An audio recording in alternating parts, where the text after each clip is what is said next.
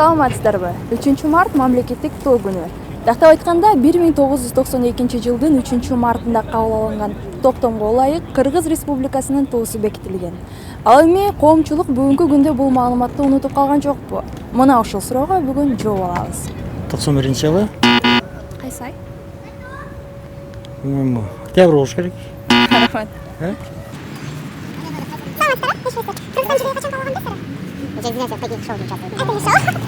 Желеги? Кыргызстандын желеги качан кабыл алынды эле?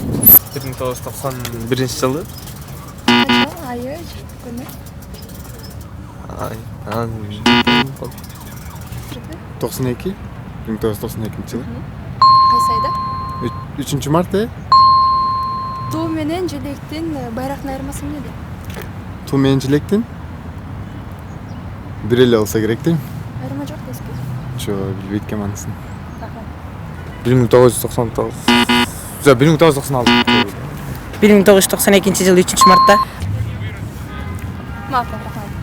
Флаг Кыргызстана 92-жылы, кажется, 3 мартта. Желек ушул биздин флаг. Бул жакта тургандай. Нан туубуз. Ушуну так билбейт экенмин.